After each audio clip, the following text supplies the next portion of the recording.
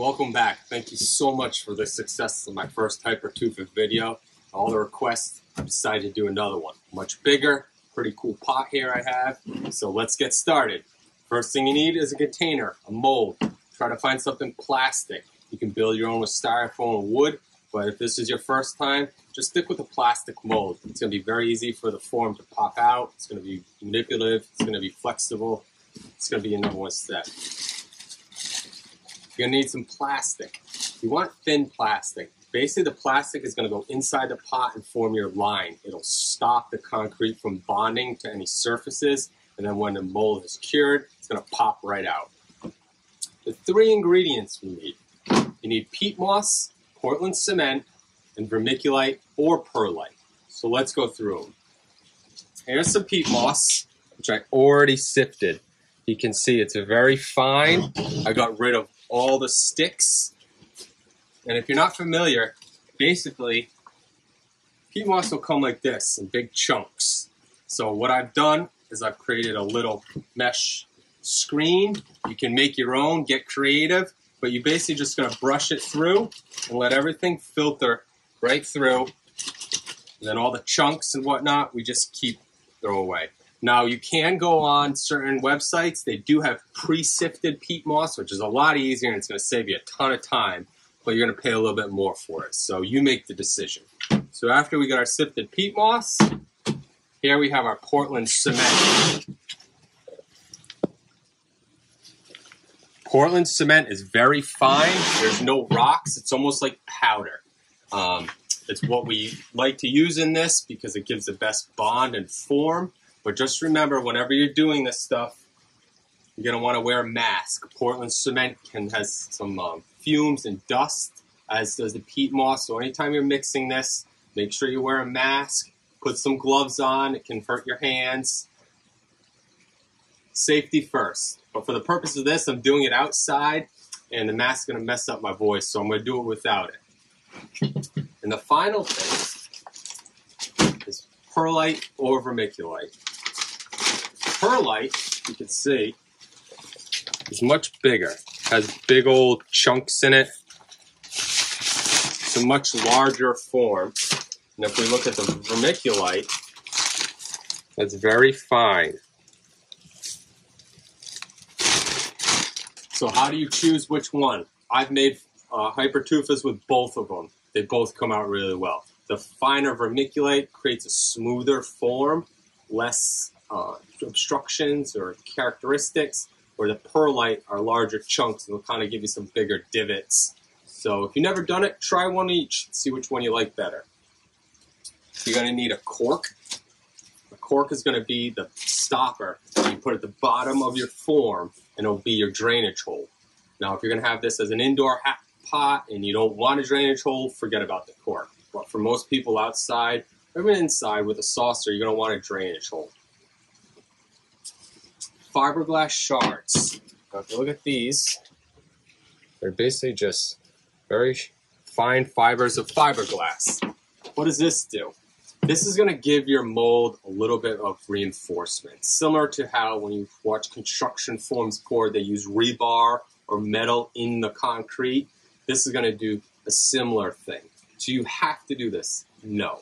I've made them before without using it, and they seem to last. But the right way to do is to add some. So that's how I'm going to teach you. I have my water ready to go. Last but not least, I just did a plain gray one, however the color of this came out. But for this one, we're going to use a terracotta concrete dye. And that way, we can change up our color. There's all sorts of different colored dyes. This is a liquid one, so I'm going to add it at the liquid stage. However, you also have powder ones, which would be added beforehand. Now we have our ingredients. We're understanding things. We've got our safety stuff on. Let's get mixing. I like to find a nice large Tupperware. And now, the way it works is the ingredient method is 1 part Portland cement, 1.5 parts peat moss, 1.5 parts perlite or vermiculite. What are parts? You don't need a measuring container. Basically, this is just an old dog bowl, so this is how I'm going to use as my 1 part. and then I'll just calculate my calculations afterwards. When you're mixing, start with the peat moss and the vermiculite first. They're lighter, they're going to mix more uniformly before adding the cement. So I've done most of my mixing, but I'm going to show you one. So the peat moss was what? It was 1.5 parts. So here's one.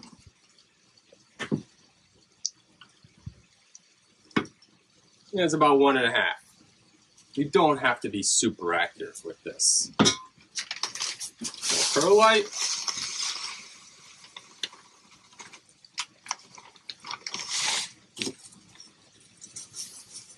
There's one.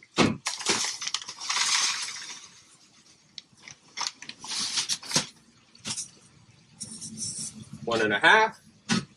They're in. I'm going to take my fiberglass mesh and sprinkle some in there. There you can see I've mixed the first ingredients. Now you're asking about fiberglass mesh. I don't really have an exact calculations, but for every one part I put in about a little less than a handful. Now that we have this mix, it's time for the cement. Make sure you wear a mask if you're doing this, especially in the mixing, because the dust is going to come up a lot.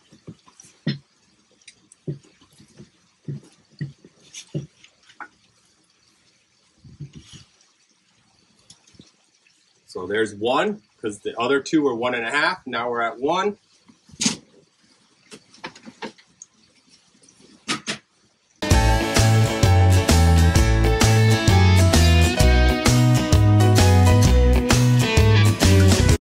All right, there we have our mixture.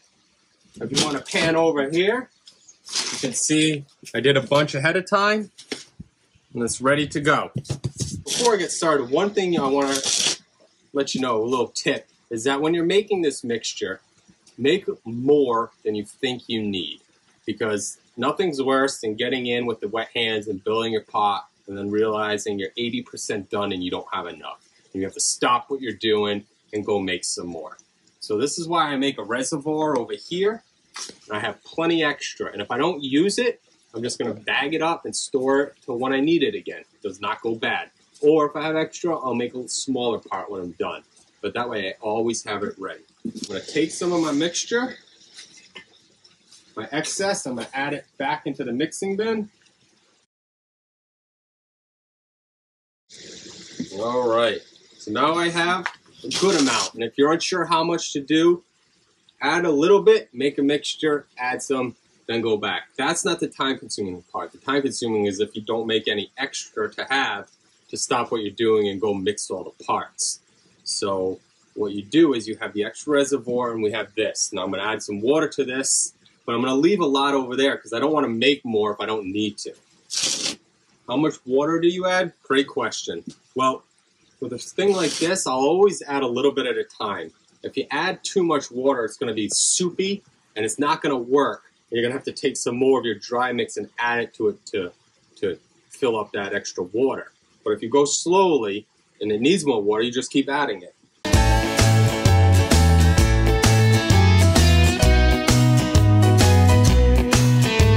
It's getting much darker. It's starting to take form, but you see how it still crumbles like that? Close to being done. You can see it's a nice form. And when you squeeze it, you want a little bit of water to drip out. Not much, but I can tell too, use a little self-judgment. If I go to try and pack this, it kind of breaks apart a little bit. But we're close with this type of stuff. Once you're close, it only takes a little water to break that straw. So go very slowly at this point.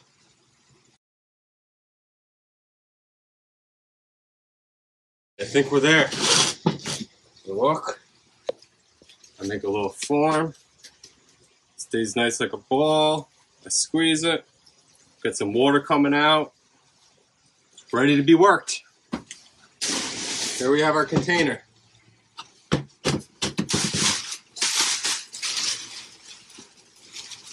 Got my plastic. I'm gonna lay it over. Do not worry about the wrinkles on the inside. It actually gives the outside of the pot a little texture and uniqueness. So don't try to make this perfect. What I'll do is I like to have a lot of plastic on the extra on one side, and what I'll do when this is done is I'll lift this up and fold it over the whole container to keep all that water and moisture in.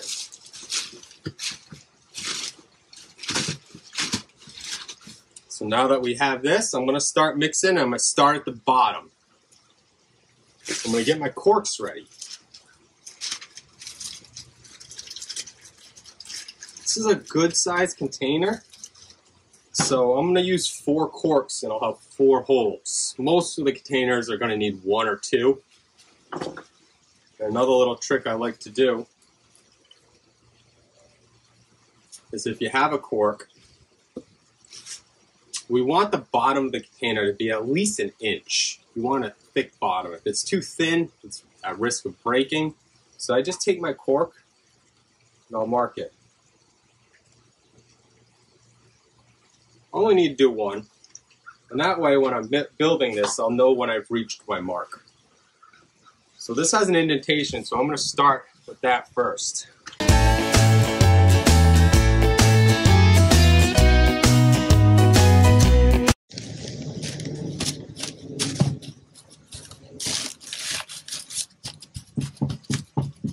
All right, now that I got my indentation filled, which is a little different, it's extra hard. Most people are just going to have regular bottom pots, and we can start right now where you'll be starting. So I'll take my corks, and if you watch, I'm just going to place them periodically on the outside, right where I want the drain holes to be.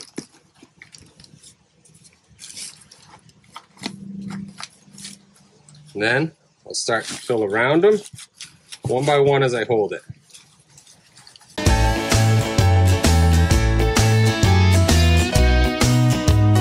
Now that I've got my base started, I'm going to work my way around the bottom and make sure it's all at least 1 inch. And you're working this like a pie crust, you know, you're kind of smushing it. You really don't want any cracks. You really want to keep it nice and smooth. And by keeping a push, you're getting rid of all the air bubbles and whatnot that could be in there.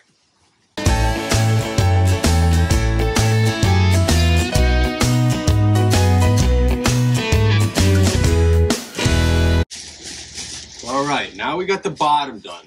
It's one of the hardest parts. So if you look, you can kind of see I got my 4 corks and I got a nice smooth, even, about 3/4 of an inch to 1 inch bottom. Now what we do, we just start working our way up the sides.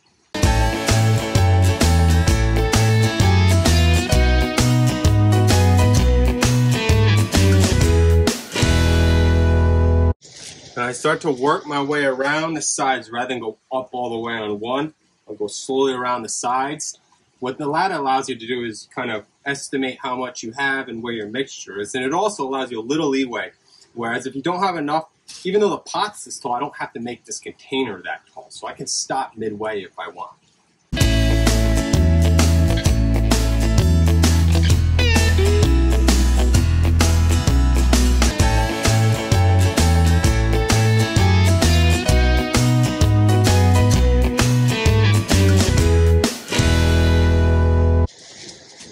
As I'm going around, I'm patting it. I'm constantly, a lot of it going to fall into the bottom. You can kind of scoop those crumbles up with a little handful and add it up. But you can see how smooth it gets after I pat it. See that water? Whereas when you look here, you see a bunch of cracks. But as you start to pat that, they go away. Perfect example. I got a little bit left. I'm all out. So rather than having to stop and do everything, I just go to my reservoir, extra material. Took about 2 minutes, 2.5 minutes to make an extra, where if I had to stop and redo it all, it would have been 15, 20 minutes.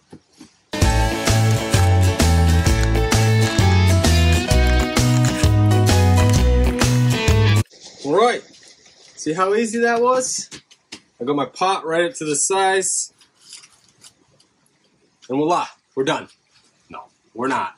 Now comes the fun part, the top. So if you can see the top, yeah, you could just level it off like this, kind of fade it in. But then at the top of your pot, it's gonna be very skinny and weird looking. Now, if you have a plant that falls over it or one thing, that's fine. But if you notice, most pots, there's a flat rim. So what I do now is I take a little handful, and I am not a cook, but just like I would imagine you'd go with pie crust, I'm gonna go right along the top. I'm gonna use my thumb. I'm gonna smush down.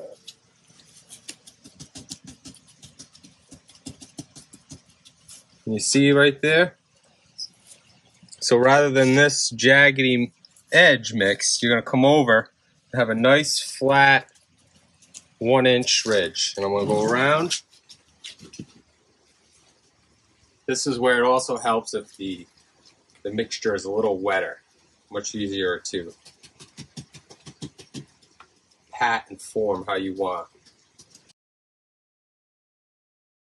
Now, as stuff falls in, and as you build the container, water will tend to settle on the bottom. You'll start to see it pool up a little bit. This is excellent for this top dressing. Have some fun with this. I don't try to make it perfect. It's gonna be a crazy pot, you know? It's not meant to be perfect. It's meant to be you. Sometimes you take little seashells or little rocks and put them in on the top, make yourself a little border.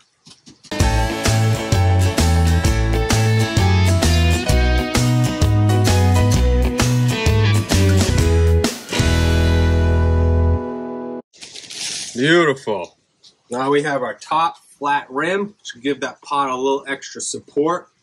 You know, if it's too thin, it can chip at the top. This is nice and thick. It's going to last you a while. Don't worry about how level or straight it is. Once this is cured, we can go back with a wire brush and kind of scrape it. But now I'm going to do one last final thing. Now that I'm happy how this looks, is go along the inside and just make sure the sides all look the same thickness. I don't want any weak spots where some might have fallen or didn't put enough in and it's very thin. So you can use a toothpick. I can definitely see some areas that I either fell out or I just didn't put enough in. So I go around and I pat it with my hand, and that's when you see the concrete guys with those machines. It's to get all the air bubbles out, because that can really mess with how this cures. So by slapping it, you're really forcing those air bubbles out and you make it nice smooth.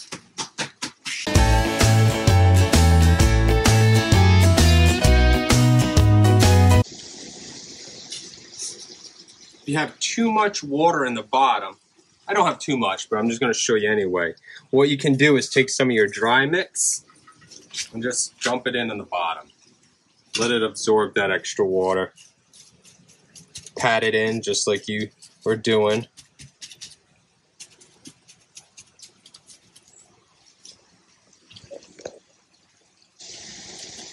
Looks beautiful. If you come around at the top, just trying to give you a little bit more advice. If you notice any areas that look like they're dry or they're cracky, just take a little water, put it on your hand, and then go around, just smash it in there. And voila! This is gonna be awesome. So now what we do, we're gonna take this extra plastic and we're just gonna drape it over the pot, just like this. Now I'm gonna take this and move it into my basement. You want it in a dark, cool spot for 48 to 72 hours. It cannot freeze, but it has to be in a dark spot. It does not matter how warm or cold it is. And what we'll do is this will let the form harden. So 48 to 72 hours, dark, cool spot, not freezing. After 48, 72 hours, we're going to take this off and pop this out. And we'll show you the mold. And then one last step you should do is leave it outside and rinse it. once a day for a couple weeks. Let Mother Nature rain on it. Basically, you need the water and the weather to remove any alkalinity that could be dangerous to any plants or pots. Now, I have done it right away, and it's fine, but the right way is to let it cure or weather for an additional week or two. Let's put this away, and let's go check out the finished result. Okay, so it's been 72 hours, and we're ready to do the unveiling of the Hypertufa. So first, this is the one I did in the video, so let's slowly flip it over. Gently pat. There we go. This is why we love plastic. It's flexible, so the things come out very easily.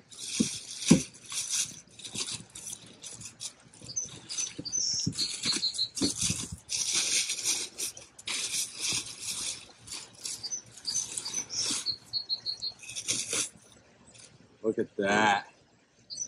You can see all the lines the plastic makes. This is why we don't worry about making it perfect. It adds a lot of character to the Hypertufa. Gently flip it over. You can see the corks. Just twist them with your hand.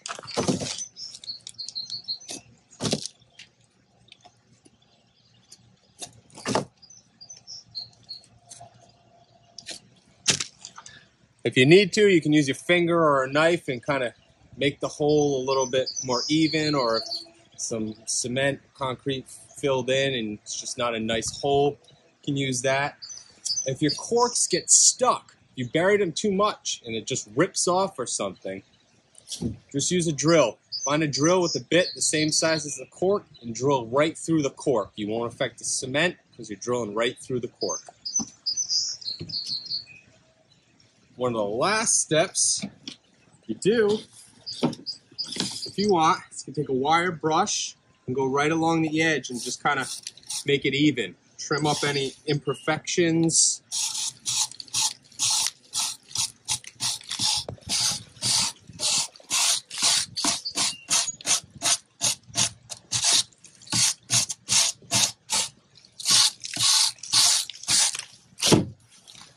That looks good to me. So now what we're going to do is I'm going to leave this outside for a couple weeks and let Mother Nature rain on it. If it doesn't rain, I'll use my hose and just rinse it, and that way we're going to kind of get any of the alkalinity from the cement mixture out before we plant it. And I did make a mistake in the first part of the video. I said I was going to dye it, and I didn't. So let's take a look at one that I did dye. There you can see, I had it removed. It's a much smaller pot. You can see the imperfections. And there's a little terracotta hue to it.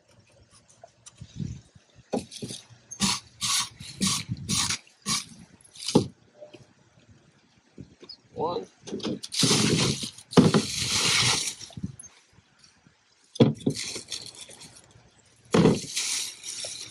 Here's what I call a clamshell. And these ones I did with vermiculite. The first two I did with perlite. So let's take a look at the difference. You can kind of see all the white perlite in there.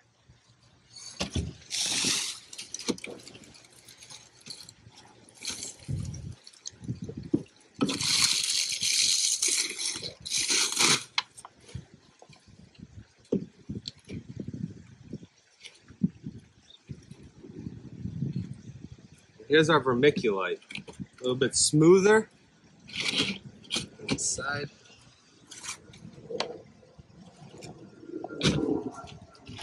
There's the difference between gray and terracotta.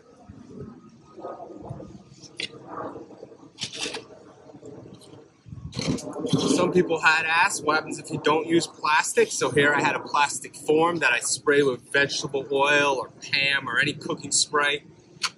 We'll see what it looks like. There you go, a little bit smoother.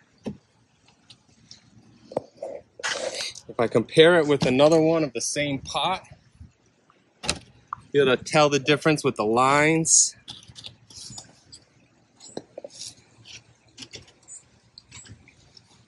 This one's really cool with the clamshell.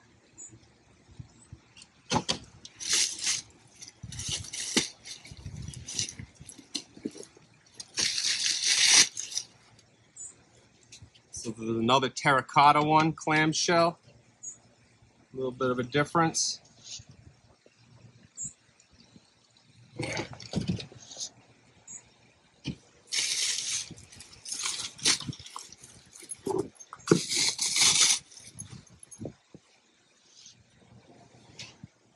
Here's a good example. This one, same pots. One used the plastic and one didn't.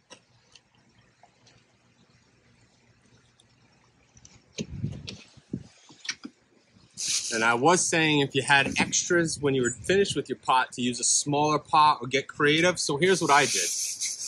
I did have a little extra. I took a smaller pot. Not only did I just make it, but if you notice, I went up top on one side and down low on the other. Give it a little bit of a unique form. So if you notice, it's not exactly even. So I'll be able to put something that trails here, kind of falls over, and maybe a little taller succulent in the back. So, thanks for tuning in. I hope you enjoyed the reveal. I got to do some wire brushing, some cork removal. I'm going to put them under the trees, and we'll see you next time. Thanks for tuning in. Let me know if you have any questions.